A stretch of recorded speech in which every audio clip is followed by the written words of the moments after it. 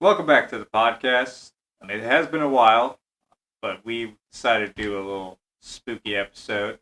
Um, we brought back Tina Connor to talk more about the West Virginia Penitentiary. Hello, Tina. Hi, thanks for having me. Always a pleasure. Tina has been on the podcast before. She's discussed the history of the West Virginia Penitentiary, but now she's going to discuss the mystery. Okay, Tina, so we want to hear a little bit about the stats of the prison. Tell us some of the random violent facts out there that you didn't mention in the previous episode.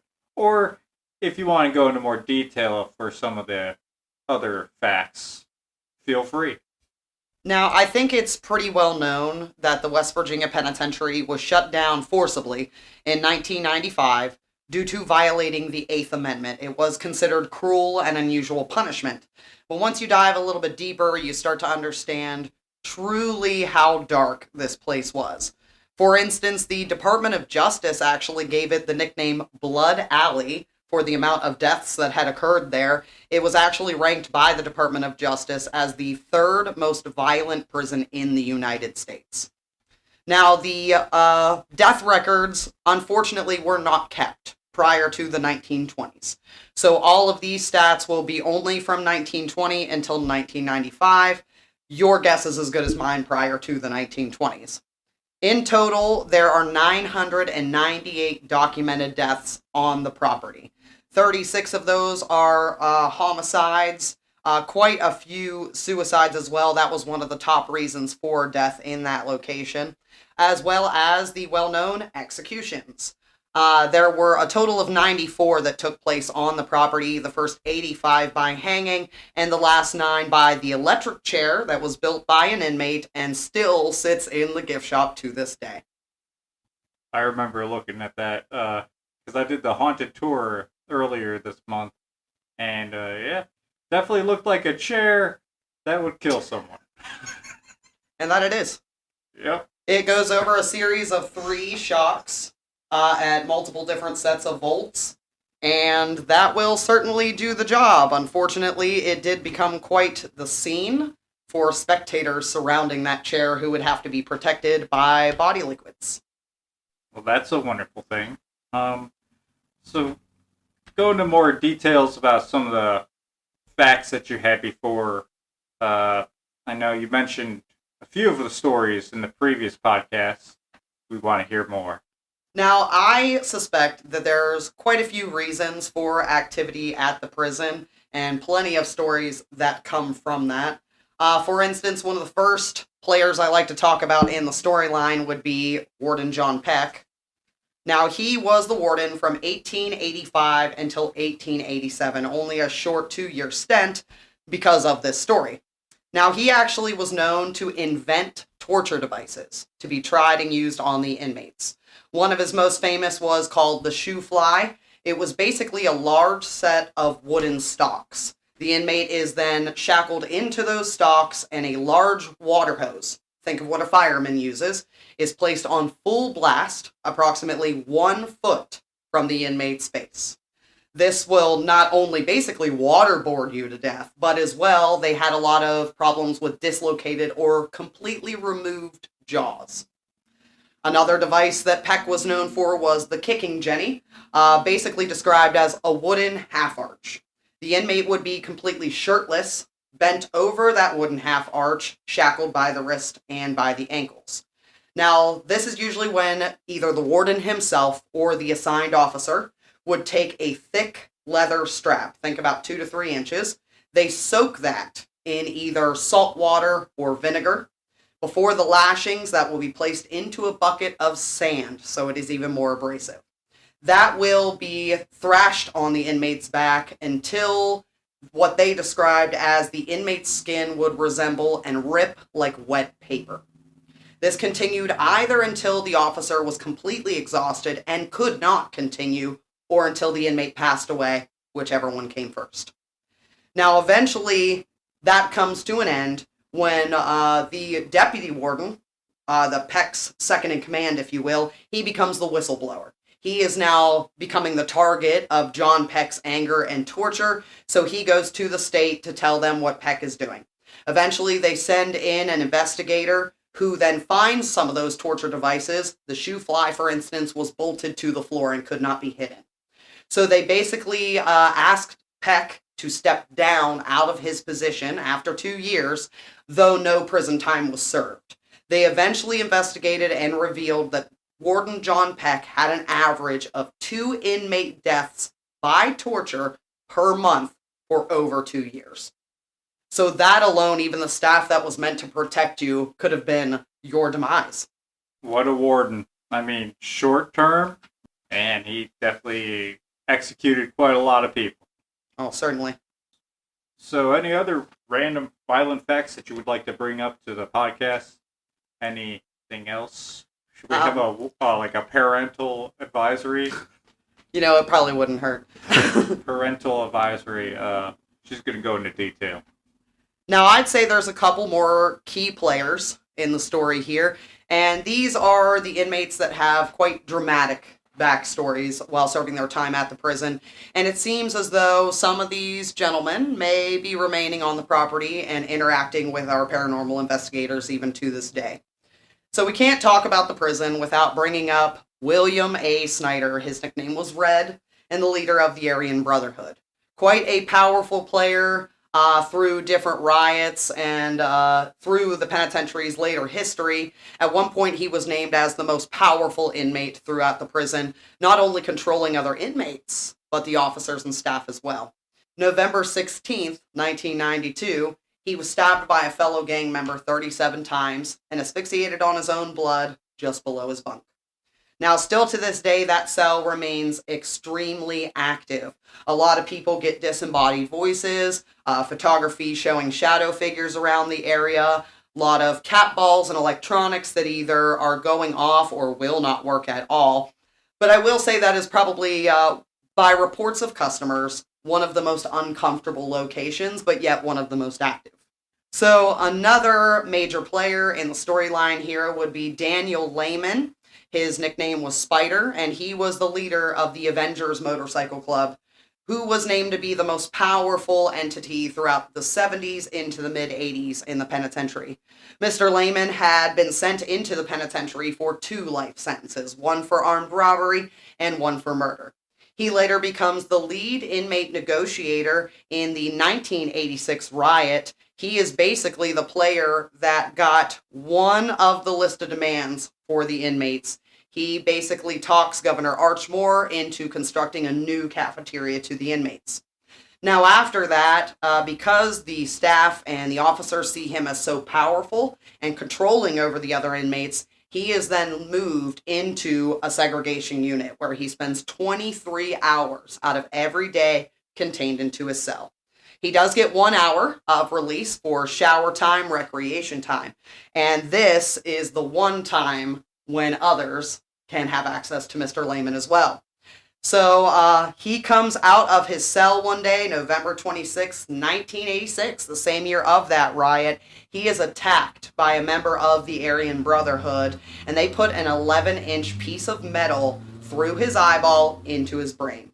This basically renders him brain dead, and he passed away 2 days later in the local hospital. Now, a lot of his artwork, it's very gorgeous, and it is seen upstairs in the medical infirmary because Mr. Lehman did unfortunately suffer from a bad case of gout.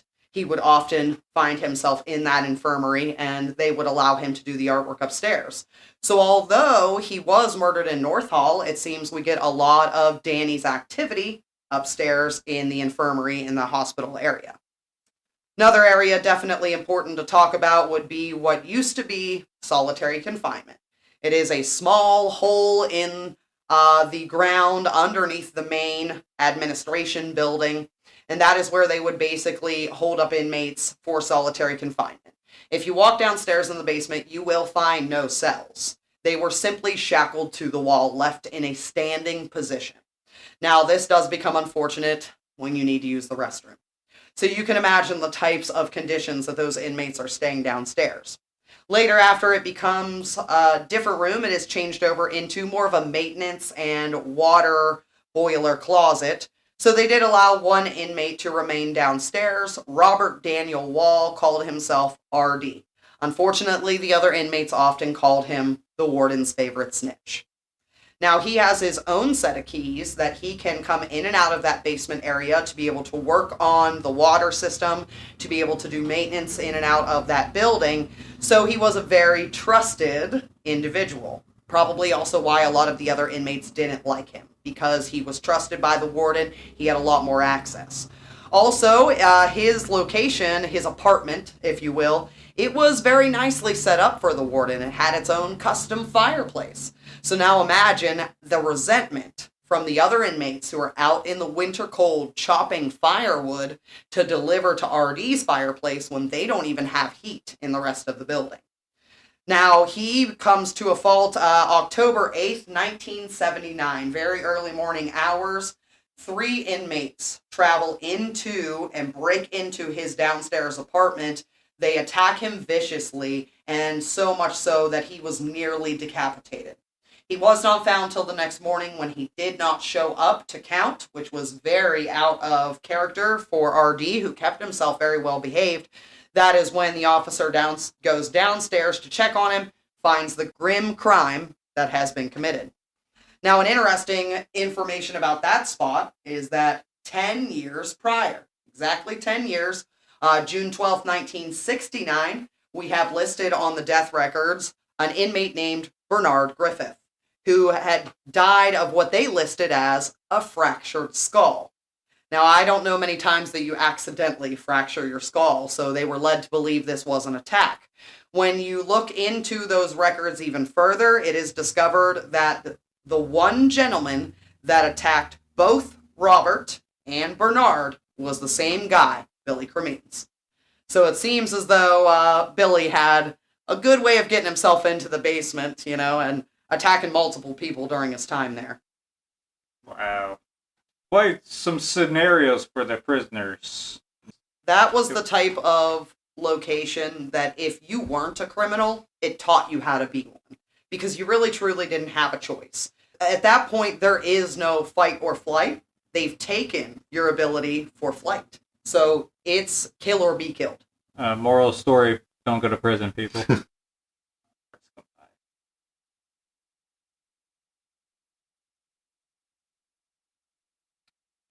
All right, Tina, so you talked about the violent facts of the prison. Now talk about the paranormal activities. Trent, you're also going to be involved in that too, because you have experience working in the prison as well, and you've had your stories. Yeah, quite a lot, but I'll let Tina go first because she's more passionate. Yeah, Tina's going to go first. Now, this is also one of those facts that many people do not know. While a lot of people have probably seen YouTubers and TikTokers and paranormal investigators who have come into the prison, investigated, and put that evidence up on the internet for us all to enjoy, what a lot of people don't know is that the West Virginia Penitentiary actually had the first ever paranormal television show that was broadcast. That was MTV's Fear. If you've ever been to the Trans-Allegheny Lunatic Asylum, you might have met a wonderful tour guide by the name of Copperhead. He was featured in that original episode, and I truly believe that that is really what got the paranormal popularity started at the penitentiary. So then follows Ghost Adventures, and Zach Baggin comes in. They filmed their very first episode at the penitentiary, spent about 12 minutes in solitary confinement before they decided to come back out. So that appears as Season 1, Episode 3 on Ghost Adventures for anybody who would be interested in looking up that episode. Mr. Baggins comes back later to continue other shows and stuff as well. This then gets everybody else to come in. Another key factor in the paranormal start had to have been in May of 2002. This is when a wonderful lady by the name of Polly Gear is taking an investigative tour through the prison. She's traveling in the hallway that would lead you to the cafeteria. Now, she says that she hears a distinct noise, what sounds like perhaps metal dropping on the floor.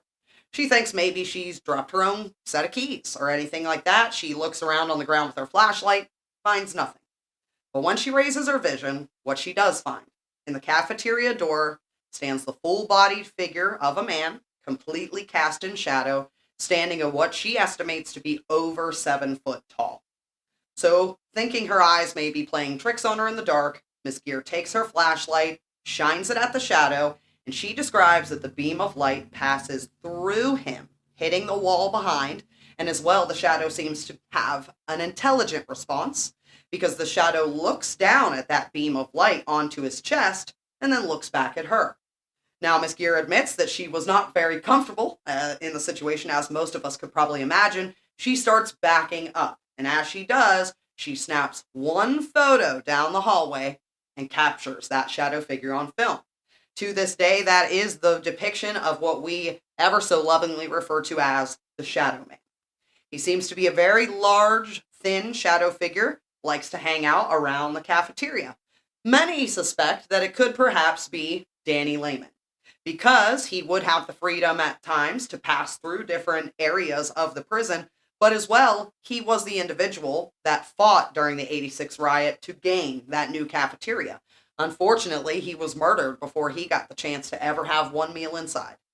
So many people do believe that perhaps it could be Danny, because the shadow doesn't seem to be malicious or violent in any way. He just likes to hang out around the cafeteria. I believe I was in that hall too during a tour, and I tried to take a photo. There was nothing there. Unfortunately, I didn't have that experience. That seems like a really interesting experience to have. That was 23 years ago. Yeah, that was in 2002, and since then, many have tried to debunk that photo or recreate it, even myself included, and there's just no way to do it. Wow. So it's just a one-time thing. Yep. Wow. So do you guys have any of your own experiences of spooky stuff? When people ask me what paranormal experiences I have had in the prison, usually most of the time my answer is yes. Anything you can think of, I have probably experienced. I have been pushed, poked, prodded more times than I can imagine. I have, standing right beside Trent as my witness, had something reach into my pockets and throw the contents down the hall in front of me. I've had my hair pulled. I've been pushed up and down steps. I have witnessed customers be slapped in the side of the head. I've heard phantom voices. I've caught shadows on photo. You name it, it's happened. I do kind of recall, maybe in the last episode of this podcast with the penitentiary, you mentioned somebody was having those paranormal feelings, and their boyfriend were like, "No, that's not possible." And then he got slapped in the face. Yeah, there is a time that I had 2 customers upstairs in the infirmary. Extremely active location in the penitentiary. If you are a non-believer, go upstairs. That's what I tell people all the time. You can't go up there without some kind of door slamming or some kind of noise you can't explain. So I've got one couple, they're married, just a husband and wife, and the husband explains to me that his wife is really into the paranormal, but he considers himself a skeptic. Now, I'm making just a simple joke, said, "Sir, if you could not use the S word next to the tour guides." And he said, "What S word? Skep." And that's as far as he got before he got slapped in the side of the head so hard it took him off his feet.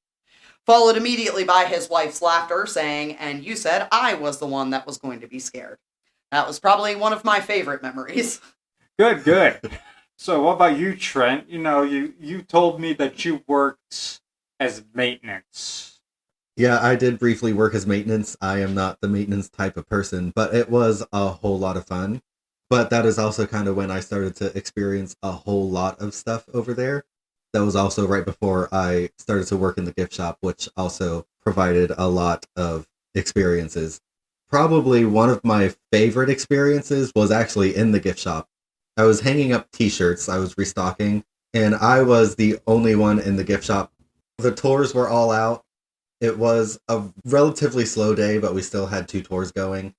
I started to restock the t-shirts, and as I went to go hang up one of the t-shirts, from probably about 3 feet away, if even that, I turn and see a person staring at me from, peeking around the corner. It was probably about half my height. Like I said, there wasn't anyone else in there, so that startled me already. What also startled me was the fact that it didn't actually have a face. So it was just staring at me. It was mildly shadow-like, but not exactly. I don't really know how to describe it. I can tell you, however, that whenever I did see that, I threw the rest of the t-shirts underneath the desk and did not restock for, I think, the rest of the week. So, Nah. You probably told your boss, she's just like, take the rest of the week off. no, I was the only one in the gift shop that Yeah. month, I think. I think that was during COVID. Wow. Had the manager let him go off a day, she would have had to cover Yeah, it. she had to cover. Yeah, I was in there for a good bit, but I didn't restock for a few days because it was a lot. I'm typically good with anything paranormal, especially there, but that was a little too close for comfort. And you've had that experience as maintenance as well, so you've been in the parts of the building where most people have not been in, right? Yeah, well, yeah. Although probably my top maintenance story is actually down in the hole where RD was murdered. It was actually in the other room that's down there, so it was close, but it wasn't exactly the room. We, at the time, were putting in fountains out front because we were going to have a big ceremony to unveil our new plaque, like a historic marker plaque. Unfortunately, we had to cancel because that was also around the time that COVID was still pretty big. People were able to go out and about, but not in large gatherings. So we did have to cancel, but we were putting fountains out front to kind of decorate for the ceremony. And while we were running the wiring for the fountains, we had to go into the basement because there was the power box down there. We were running the wires, and the other maintenance guy, Mark, well, one of the other maintenance guys who was working with me, well, I was working with him more, but he said that he had to go check something out front, and so he told me to just kind of sit there, make sure that I forget if he was saying like see if the wire moves or something, but I was up on a like small step ladder watching the wire pretty much, but I was waiting for him to get to the area because it takes a bit and you can hear the wire moving. So I was kind of just sitting down there. I had a very dim flashlight, but I had a flashlight. And I started to feel a little uneasy, but I mean, it's a creepy basement in a really old haunted building. So even if there's nothing there, you're going to feel a little creeped out. But I really got creeped out whenever I saw a shadow person walk in front of the door out in the hallway. And then I started to feel like that I was being heavily watched. And so that is the only time that I actually left a room due to an experience. I kind of went back out of the hole and met Mark right back at the top of the stairs, and he was like, "What are you doing?" And I'm like, "Well, there's something down there." And he's like, "Well, we have to go down there."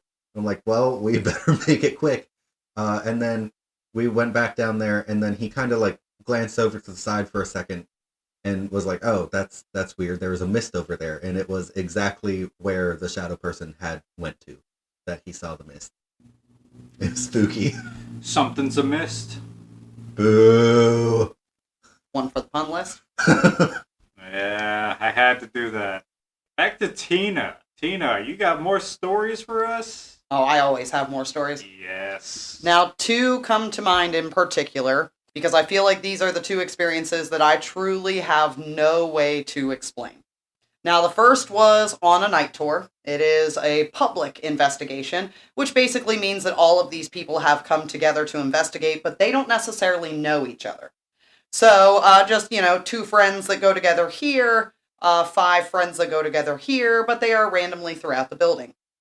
So at first, I'm in the gift shop, and a set of older ladies comes in, and they ask what the construction is out in the South Recreation Yard. And I'm sitting there thinking, well, that's also, that's where the haunted house builds is in the South Yard. That's where sometimes mock riot training will take place in the South Yard. So, your guess is as good as mine. They could be using it for anything. So they kind of take that answer at face value. They go back out into the building. About 10 minutes later, another set of people come in, completely different than the first set of people. They come in and they say, what are all those people doing out in the South Yard? We wanted to investigate out there, but it just seems a little too crowded right now. And in my head, I'm thinking, well, there's only 28 people even signed into the entire building, so it can't be that crowded. And I'm like, oh yeah, another group had just mentioned to me that some guys were out there or whatever. And they're like, yeah, we were just kind of curious what they were doing. They've been out there a while. So I said, okay. And they take off. 5 minutes later, a third group comes in, and they said, hey, what are those guys doing out there digging in the south yard? And that's the moment I start to panic. Because no matter if it is haunted house builds, if it is mock riot training, no one should be digging in that yard. So I automatically sprint outside to see absolutely nothing. I'm thinking that's pretty weird. Well, maybe somebody moved on, but I don't see any dirt turned over, anything like that. So I come back inside and I tell the other tour guide, must be nothing. I don't see anything outside. And inevitably, 5 minutes later, another group comes back inside and says, hey, what are all those guys doing in the south yard? And I stopped that group and I said, I need you to explain to me exactly what you're seeing out there. They said, up against that wall, there's about 20 guys with shovels and they're all digging a trench. And I said, well, they shouldn't be. And I sent that group off. But what I didn't tell any of the customers that night is that that exact plot of land that they are describing just outside of the gift shop in the south yard was the original cemetery for the inmates that were deceased prior to Whitegate Cemetery. So the interesting concept would be, I bet there was at some point inmates digging out there. Yeah, just a bunch of groups having the same thing. Man, that's just very coincidental and just very, spooky. Especially because no one knew that was the cemetery plot. So that's not exactly something that you can Google and then use it to pull a prank on your tour guide later. Oh, okay, yeah. It's happened. You've seen people do that? Yeah. You said you had another experience, right? Now, my second favorite is what I refer to as the mimic. That is the best title that I could probably give. There's something in that building that likes to mimic the voices of other coworkers and staff. So the first time I had an experience was during COVID time. We couldn't do in-person tours, so we started doing virtual tours online. So you are watching basically a live feed of video footage through the prison while the tour guide is live and talking you through what you're seeing, and you also have the ability to ask questions in the chat so the tour guide can answer them for you. I'm the first one in the building. Nobody else is there yet. And I hear what I thought was my boss calling my name from the break room. Now, our boss does have an extremely distinctive voice, so I knew exactly who was calling me as soon as he said my name. So he yells, Tina, and I just yell, what? And there's no response. Well, he is an older gentleman, and we are at quite a distance. I thought perhaps maybe he just didn't hear me. So, much louder the second time, I yell, what? And he still doesn't respond. So as I start walking back to the break room to see what he wants, I pass the front door, which reveals to me my boss pulling up in the parking lot and parking his truck. He was never in the building to begin with. Now, I tell my boss about the experience, who he can be into the paranormal, but he is a very business-oriented gentleman, so he just kind of, okay, Tina, and we move on with the evening. Now, about a week later, I am off work, off the property, at home. I get a call from another tour guide. So I answer it, and I do not get a, hello, hi, Tina, how's your day going? I get, you want to move it along now? And I'm thinking, what are you talking about? I'm like, well, hi, nice to talk to you too. He said, I can hear you giving your tour in solitary confinement, but I'm out of time and I need to move my group in there. I need you to wrap it up and get out. And I said, buddy, I'm going to need you to look at the schedule because I am not working today. But at that time, I was the only female tour guide with a very easily distinguishable voice. So somebody else must have been down there telling my tour as well. I didn't hear it myself. I brought a friend over to Northwalk for a tour at the evening, and he said he was hearing voices too. There's definitely somebody out there mocking. Certainly. That mimics Something. very weird. It mimics a lot of random things too, because I'm familiar with it too. Specifically because the manager over there, her set of keys has a very distinctive sound. I don't know how to explain it. Think about like janitor with a giant key ring Yeah, she's that got has a lot so of many keys. keys you Okay. cannot move without the jingle. So she has a very distinctive sounding key set. She also is famous for her flip-flops. So I, on multiple occasions, have heard her keys jingle through the hallway and her flip-flops going. And then she never shows up, and then like a little bit later she'll pull in to the gift shop parking lot, and I'm like, what were you doing in the hallway? And I wasn't. Like, oh, okay. Well, anyways, here's the money. No, I bet a lot of people have had that mimic fooling them for sure. It's gotten better too. I think better. Tina has seen people that weren't actually there. Is that one of them? I forget.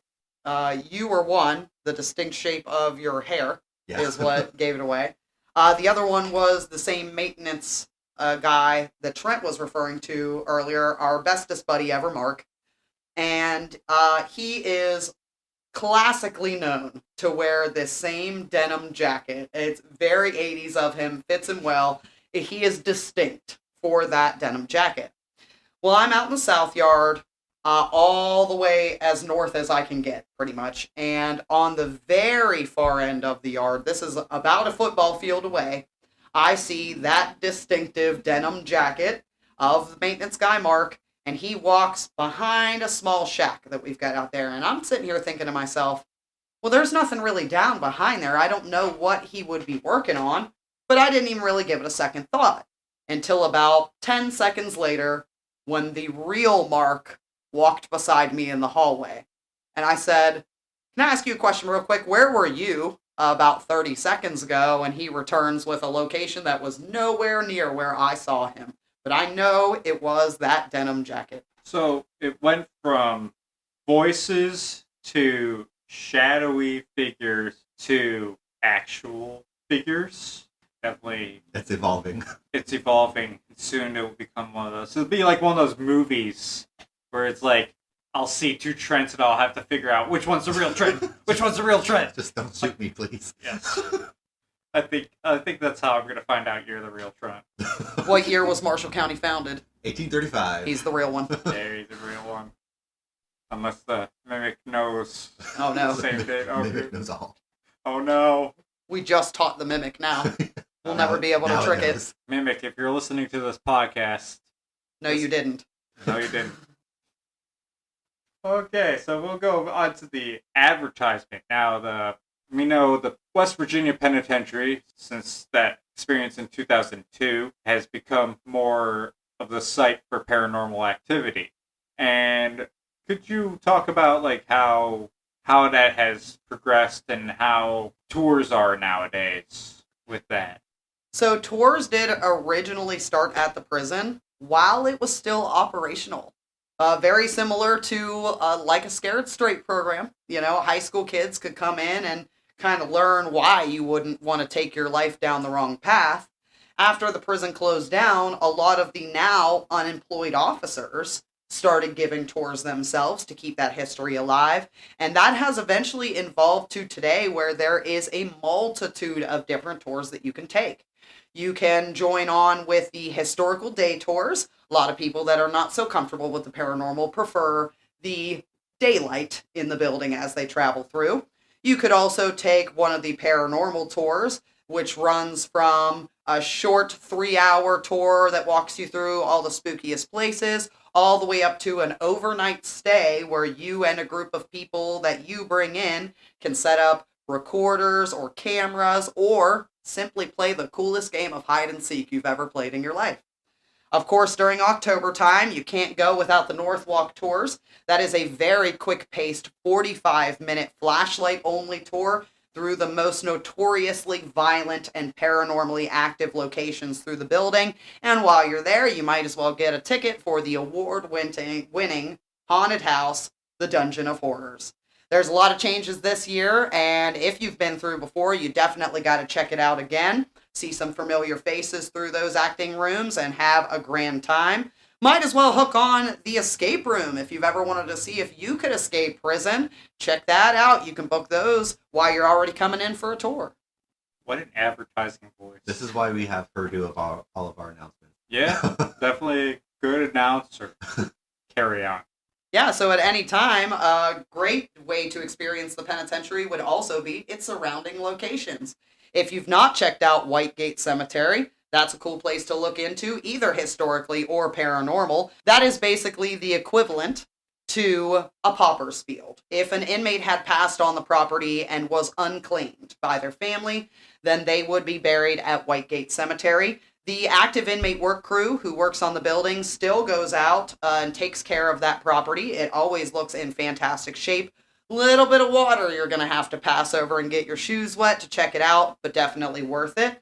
As well, if you get a hold of the Historical Society, we have founded a good walking tour that will take you through that area of Moundsville. We'll talk about the prison and tell you all the stories you'd like to hear.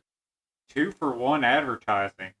And Trent, you said that you started the TikTok for the prison, and that helped really bring in more of the YouTubers, more of the streamers, maybe? I would like to think so. Yeah. I did start it. It got relatively popular. There were like a few million views. I think I got it up to 56,000 followers or something like that.